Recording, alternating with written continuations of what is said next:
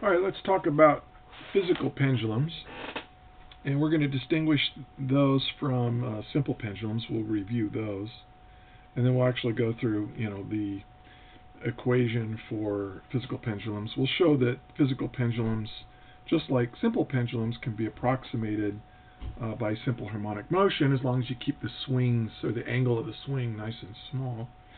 And then I'm going to show an interesting connection between physical and simple pendulums. You'll see that a simple pendulum is just an approximation of a physical pendulum, just a simplification of it. Right, simple pendulum. Okay, so let's review what a simple pendulum is. Simple pendulum is when we took just a mass with a string on it, right?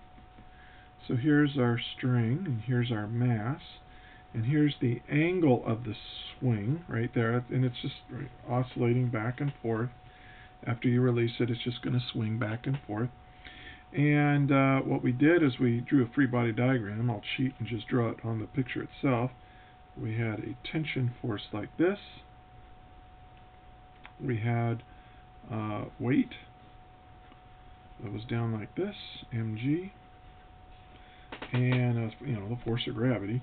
And if we took the weight and we divided it or broke it up into components, here's a component that cancels out the tension force, right? This component of the weight has to cancel out the tension force, otherwise it will move in a direction that's parallel or in line with the string, and we know that's not going to happen, right, unless the string's going to break. And then it's got a component of the weight that is perpendicular to the direction of the string and the tension force.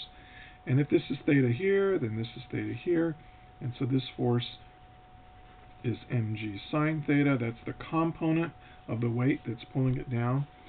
And that is a net force. I mean, that's the only force that isn't canceled out in this picture, is this component of the weight.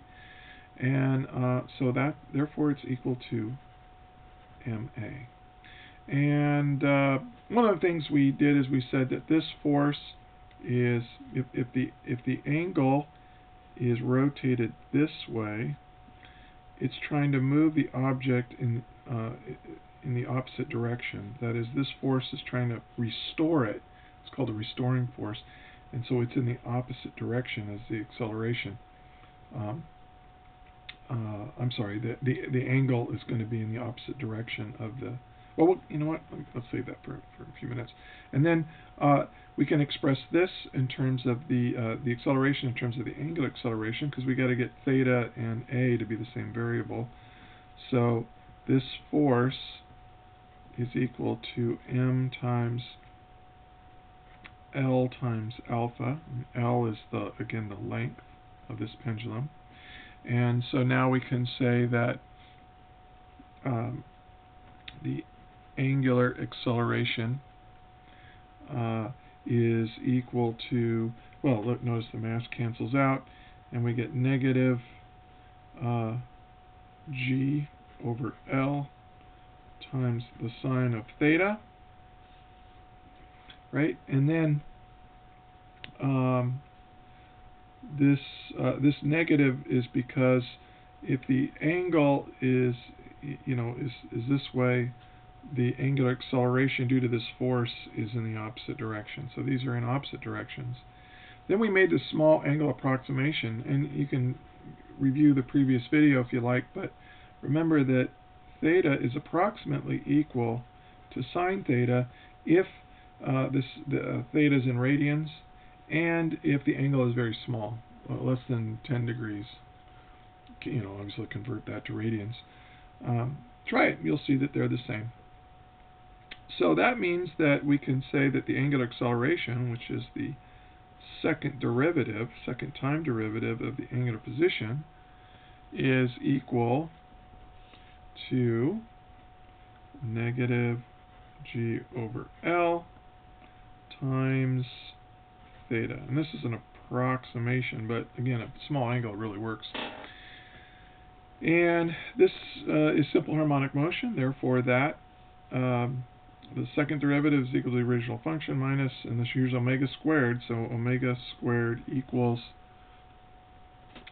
g over L. So you take the square root, so omega, the angular frequency, is equal to the square root g over L. And then we took that and solved that for the period, and we got the period is equal to 2 pi times the square root of L over g. And so here's the angular frequency, here's the period of a pendulum, and it can be modeled as a simple harmonic oscillator for small angles of theta. So that's kind of a review what we did with simple pendulums. Now let's deal with what a physical pendulum. And here's what a physical pendulum is. If you took like a meter stick, and I'm going to use a meter stick because you're going to do a lab with meter sticks. Just take a stick. It doesn't have to be a meter stick. It could be anything, any object, any extended body. Well, here's my meter stick, and well, let's suppose it's a nice meter stick. So the center of mass is right there in the center, and you're going to hold it right here. You're going to kind of pin that sucker down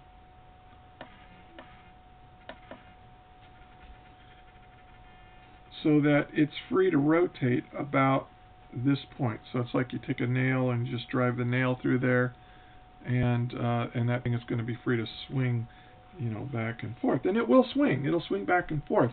And you say, oh, well, you know, can I use the equation for a simple pendulum? Well, what's the length? Is this the length?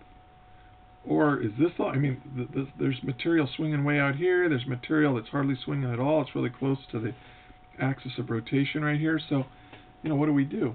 Well, we need to do, you know, a separate analysis here. And so that's what I'm going to do. Here's our angle theta, right? So there's theta. That's the angle that we pulled it back, and we're gonna release it. Now, let's take a look at this in terms of torque. Here we've got mg again. Let's see, mg just comes straight down like this. Now, the only component of the weight that's going to, you know, make this thing change its motion is the component, right, that's perpendicular to, you know, this axis right here. It's going to be this.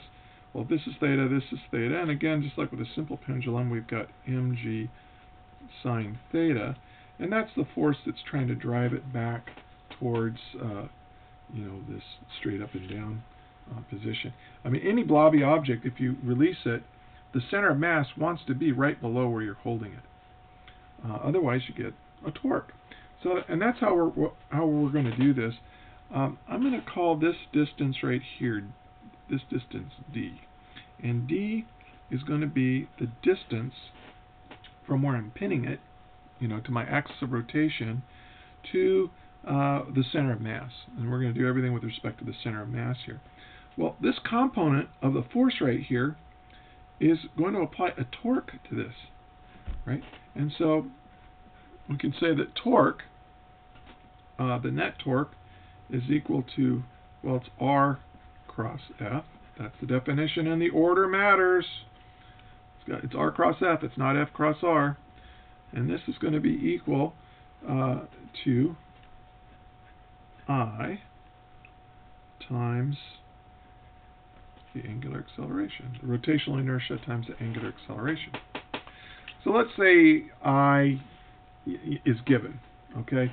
You might have to calculate it, you might have to figure it out depending on the problem, but let's just say for our purposes that I, about this axis of rotation, is known. So that's our given. Well, let's take a look at R cross F here. We have R, in this case, is D. The force is mg sine theta. And the angle between R and F here, here's R and F, is 90 degrees. So you remember this is R times F times the sine of the angle phi between them. Well, that phi is actually 90 degrees. It's not theta, it's 90 degrees here. So it's equal to 1. So it's just r times f. And that's going to be equal to the rotational inertia times the angular acceleration. Well, let's solve for the angular acceleration. Alpha is equal to dmg over I times sine theta. Now, we're going to use the small angle approximation again. Oh, one other thing. If the angular displacement is, or angular position is this way, then the angular acceleration is in the opposite direction. So the angular acceleration is always in the opposite direction to the angle. Now, we use, again, the small angle approximation where theta is approximately equal to sine theta, as long as you keep the angle small. And so we now have the angular acceleration equals negative dmg over I times theta. And again, this, remember that alpha here, oh my gosh, I'm off camera. Alpha is equal to the second derivative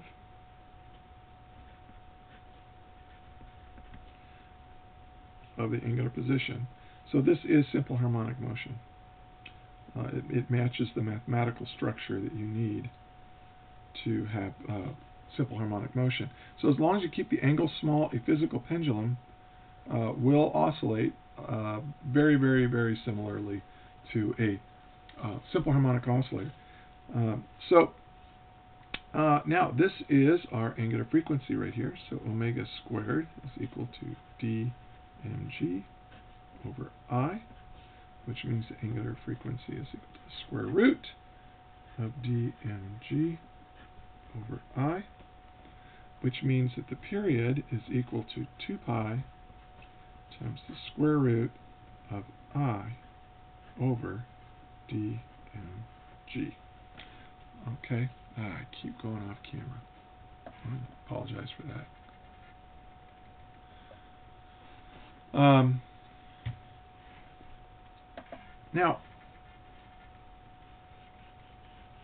So now we've got an equation we can use for what we call physical pendulums.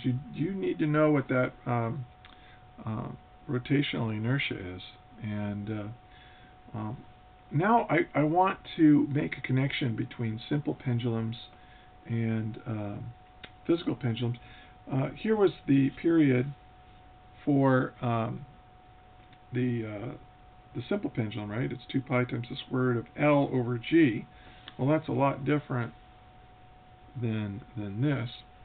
But let's take a look at I for a minute. Let's take a look at a situation where, suppose I have a string. I take this meter stick and I attach it to a string.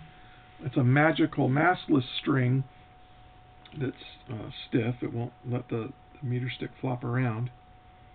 And so here's this, and here's the meter stick,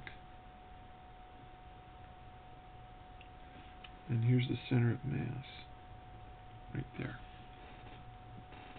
Well, that kind of looks like a simple pendulum, doesn't it? I mean, the mass of the stick is getting pretty, it's almost like a little particle compared to the overall size, and that's kind of the point.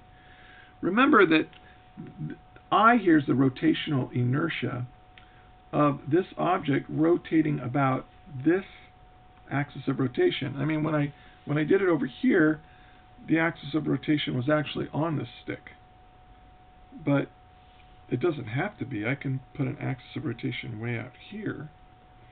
And so now let's give this a length L. L is the distance from my point of rotation here to the center of mass of the stick. Well, what is I? What is the rotational inertia? Well, it's I about the center of mass plus, right, md squared. Remember the parallel axis theorem? Okay, well, you need to remember this. Now, here's what we're going to do. I'm going to take this and plug it in there, and something very interesting happens. T equals 2 pi times the square root of, well, let's say that L is equal to D, right? We said that D is the distance from the center of mass to the axis of rotation. So this is going to be I about the center of mass plus md squared all over dmg. Okay, so this is the center of mass here. Now here's something that's so cool. I mean, and also when you get a glimpse of how physicists actually think about the world. I mean, the real world is really complicated, and so we have to try to find ways to make it simple, and we have to throw stuff away. Mathematics is perfect, but physics is an approximation, and you got to get used to that. You know, all physics and engineering and everything is an approximation. Take a look at the center of mass of this, you know, the rotational inertia for about the center of mass of this stick. Well, I believe, if you look it up, I believe it's, you know, 1/12 m L squared, where I'll make a capital L to distinguish it from the other L we're using, where capital L is the length of the stick, ml squared. Right? That's this. Well, take a look. Look at the length of this stick compared to this length here, this D. It's not very big, and we're squaring it. So, and you know, notice that the mass is in there, so we can end up canceling out the mass. But here's the point.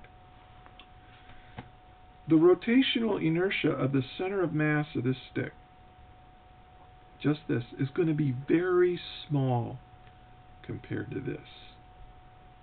In fact, if I treat this stick like a particle, this basically disappears. In other words, we're going to say that this is negligible. It's not equal to 0, but we're going to say compared to this, it might as well be 0. So we're just going to ignore it. We're going to neglect this term. Well, that leaves this from the parallel axis theorem, this md squared. Well, look what happens. Well, the mass cancels. The d cancels one of the d. I get 2 pi times the square root of d over g, but d is just the length of my string. So it reduces to L over G. So if the distance from the axis of rotation here all the way out to the center of mass is huge compared to the extent of the size of the particle, a sphere, a stick, or whatever, then you can neglect this term that, you know, we use with the parallel axis term, that the rotational inertia about the center of mass. You can neglect it and just keep this term, and this cancels out, and this gives you the formula for a simple pendulum. And that is pretty cool. And we're done. Oh wait, no, we're not done. Let me zoom out a little bit and kind of go over the whole thing, because that's what I want to do. So we reviewed a simple pendulum, and we showed using Newton's second law that the net force ma is equal to this, and we ran around to use a small angle approximation, and we got a simple harmonic oscillator with this is its angular frequency and this is its period. Then we did the same thing for a physical object, where the weight of the object is applying a torque and trying to make it twist. So we related that torque to the angular acceleration of the object, and again used the simple the small angle approximation to once again get simple harmonic motion. We solved for the angular frequency, which is just dmg over I. And remember, d is the distance from the point of rotation to the center of mass. M is the mass, g is gravity, and I is the rotational inertia, not about the center, but about that particular point where you're rotating it. And then we got the equation for the period from that. And then we showed that if this d is much bigger than the length of the object or the radius of the object or whatever, we can neglect the rotational inertia term, about the center of mass. We can neglect that, and we reduce the physical pendulum formula reduces to the simple pendulum term. Well, that was a little rough, but I hope it's good enough.